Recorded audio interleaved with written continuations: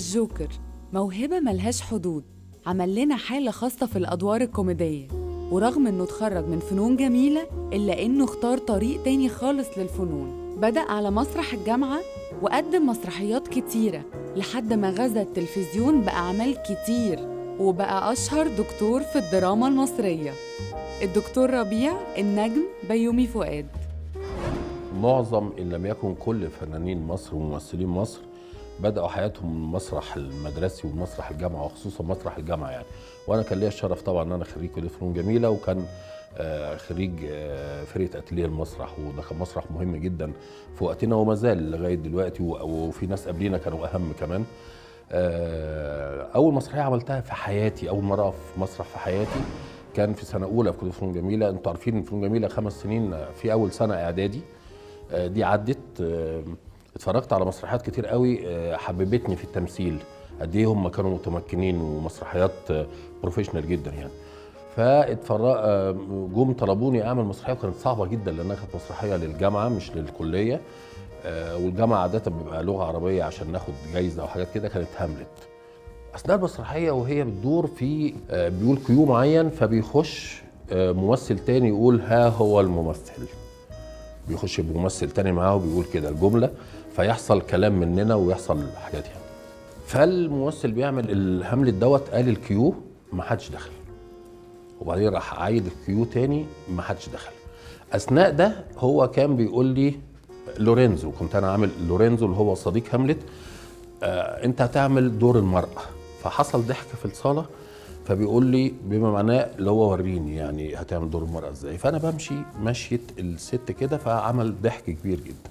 لما الولد ده ما دخلش، فراح مخليني اعمل كده تاني، فكل ما اعمل يحصل سكسيه عالي جدا، فده بيدخل لي اطمئنان ومبسوط وحاجات كده، لغايه ما اتقال يجي 3 4 مرات مفيش. فوقفنا على المسرح يعني، عارفه بقت حاجه يعني، العمال رايح جاي رايح جاي رايح جاي، وقفنا على المسرح. فالممثل اللي جنبي عاوز يحل الموقف باننا نرتجل اي حاجه على المسرح، خلاص. فقرب مني كده وقال لي قول اي حاجه وبالبتاع يعني. فانا كانت واخداني الجلاله اللي هو الغبي ده ليه ما دخلش والكلام ده، فقلت له مش هقول حاجه بصوت عالي كده، فالناس ماتوا على صوت من الضحك، وقلت له مش هقول حاجه. قال لي قول حاجه يا غبي. قلت له انا برضو الغبي ولا الحيوان اللي ما دخل؟ اتخانقنا على المسرح.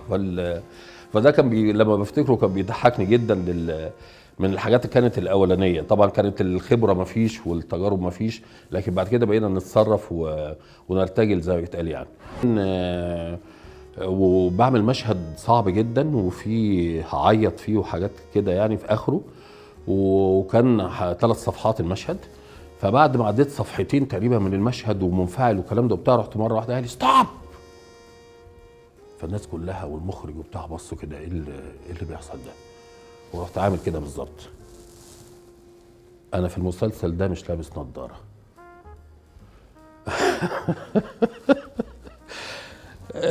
كان بقالي يجي مثلا شهر ما صورتش في المسلسل ده، فرجعوا للراكورات والريفرنس والكلام ده وبتاع، لقوني ان انا من غير نظاره.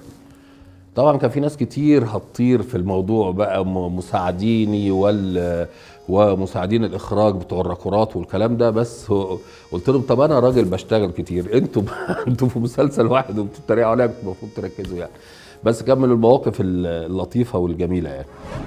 وعشان فيلم جحيم في الهند من الأفلام المميزة لبيومي فؤاد واللي كان بيتم تصويره في الهند، طبعاً كان ليه تجهيزات مختلفة، لأن الهند بلد ليها طبيعة خاصة، فبالتالي كان ليه برضه مواقفه المختلفة. من المواقف كمان اللي قابلتنا كنا هنضيع فيه يعني، بس كان موقف لطيف وضحكنا فيه.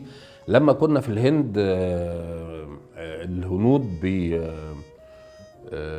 بيوقروا زي ما بيقول او بيعظموا البقره عندهم يعني، هو مش بيألهوها، هم بيحترموها لمقدسات عندهم يعني.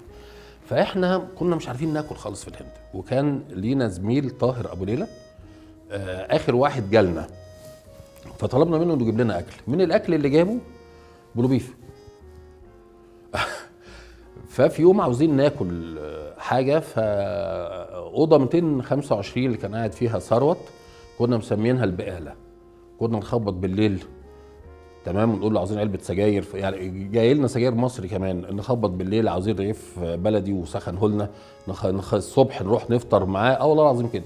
مع ان قاعدين في اوتيل محترم، بس ميرسي للاكل، ميرسي جدا للاكل يعني. انا عمري ما شفت حلويات فيها شطه يعني، انا يعني ما جربتش كده الحقيقه. فكان في رعب من الاكل الهندي يعني. فكنت سهران انا وثروت ومحمد سلام في الاوضه عندي، وبعدين جوعنا بالليل، فقلت ثروت روح شوف هات لنا اي حاجه، فجاب البوربيف.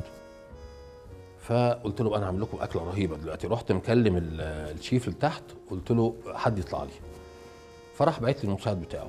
فانا بديله العلبه مش مركز طبعا، عليها بقره، وقلت له دي انا عاوزينها بقى عليها بيض وفلفل اسمر وبتاع ده. قعدنا نشكل الوجبه يعني.